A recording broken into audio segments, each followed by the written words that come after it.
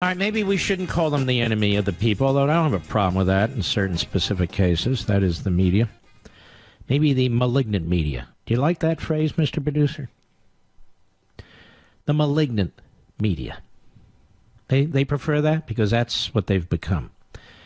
Jon Stewart was on CNN last night with Amanpour, and he was shockingly good. 1 out of 1,000 programs. Listen very carefully to this exchange. I don't think you will expect the kind of replies that Jon Stewart provides. Cut 18, go. Obviously, we're all caught up in this sort of daily Trump fest. I mean, every single newspaper, every radio station, every bit of social media. You got to make money, too. Well, it's dissecting. You got bills to pay, man. You got electric bills. You got food. You know, this guy he's giving you all cash. The cash flow in the Trump era for these TV stations and for these... Can I say, that might have been an issue, and maybe it still is an issue for the people who are the bean counters, but we, the journalists, I think, believe that our job is to navigate the truth and to do the fact-checking and all the rest of it. So I think that's what motivates a lot of people. But I think the journalists have taken it personally. Okay, they're personally wounded and offended by this man. He baits them, and they dive in, and what he's done well, I thought, is appeal to their own narcissism, to their own ego. Because what he says is and the journalists stand up and say, we are noble, we are honorable, how dare you, sir? And they take it personally. And now he's changed the conversation to not that his policies are silly or not working or any of those other things. It's all about the fight. He's able to tune out everything else and get people just focused on the fight. He's going to win that fight. You know, even Bob Woodward said that in his book on the Trump White House that a lot of journalists are too emotional about this.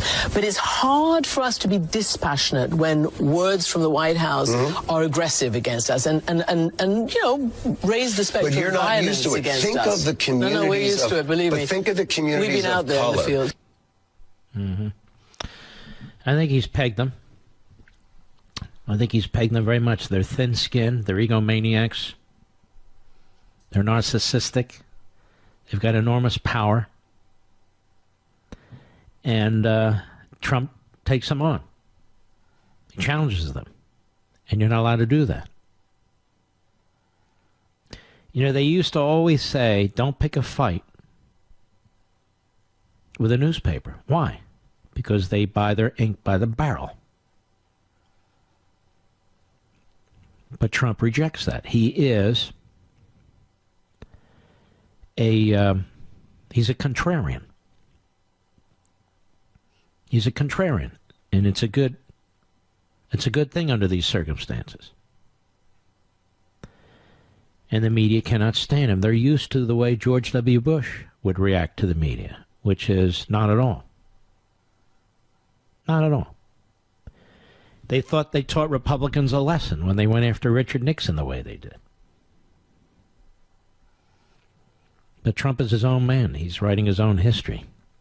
And you're living through this history. It's a remarkable history, ladies and gentlemen. And they will try and write the history. They will try and write the books about Trump. How he was like Hitler, how his supporters were like Hitler, how it was a low point in American history. It's a high point in American history. It's a leading point in American history.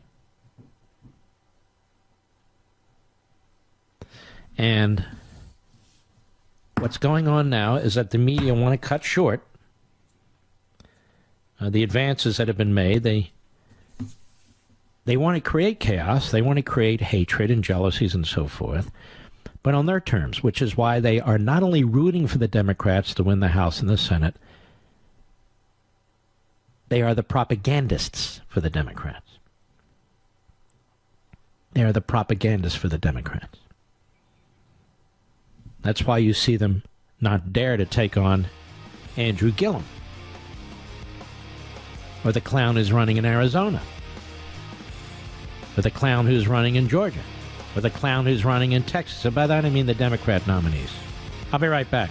The Mark Levin Show.